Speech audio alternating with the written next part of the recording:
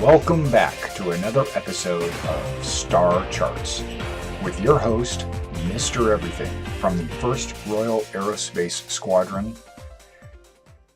And today's episode, we are going to be visiting the Vega system.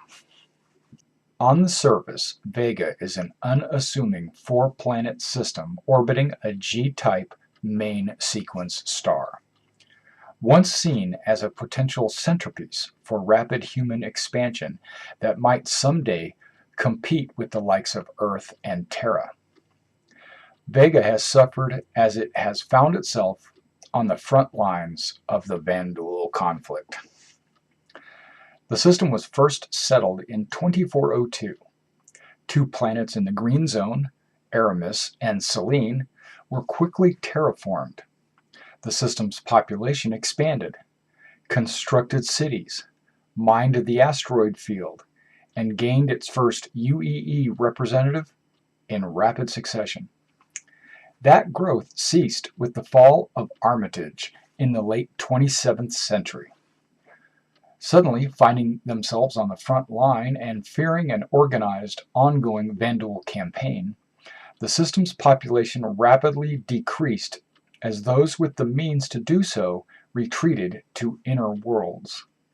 Real estate prices plummeted to almost nothing, and the tenor of the system's populace that stayed changed overnight. In the blink of an eye, the most profitable work on Vega became figuring out how to leave it.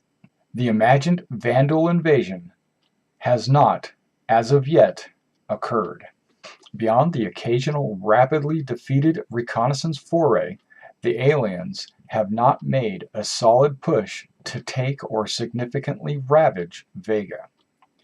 Even so, the constant threat of invasion still looms over the populace. While native Vegans consider themselves to be on the front line of the war effort, few in the military do.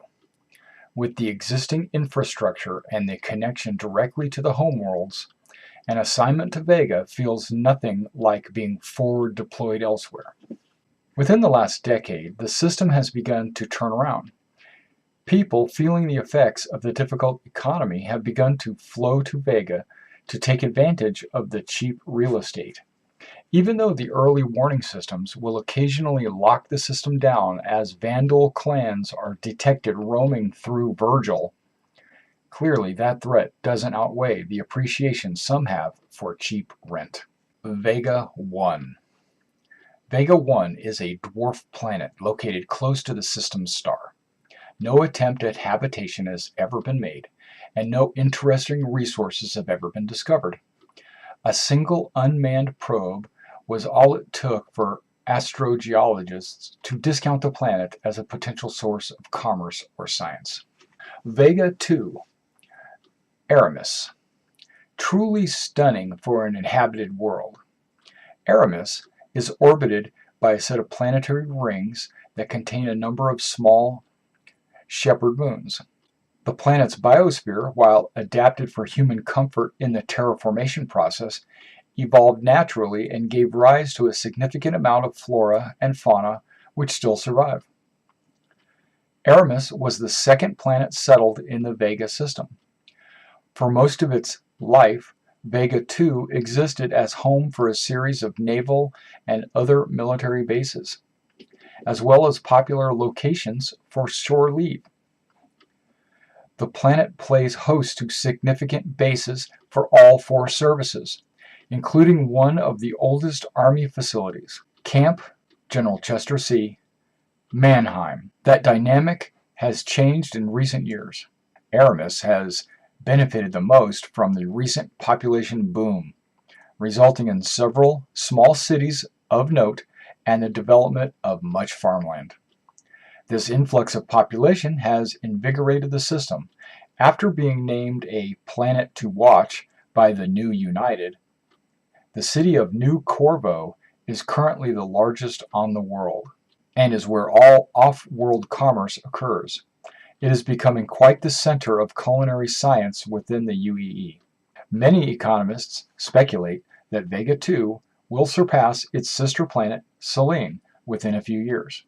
and soon exceed Selene's stature even back in the height of its expansion. The local governor's council has also aggressively been pursuing an application for recognition by the Senate. They have even taken steps to procure freelance mercenaries to support and reinforce local police and militia to diminish their crime stats. Vega 3. Selene. Selene is the heart of the Vega system, though many suspect it will not hold that title for long. Although its population is down significantly from the system's heyday, it still maintains a population an order of magnitude above other border worlds. Selene is properly represented in the UEE Senate, with a seat considered significantly influential. The largest city and main landout is Titus, a sprawling megapolis that seems to dream of former glories. While the city center is quite developed, a rusting sprawl of construction projects enacted but never completed throughout the centuries ring the cityscape. Of late, these have been purchased by outside interests in hopes of redeveloping the region. The success or failure of that initiative is yet to be determined.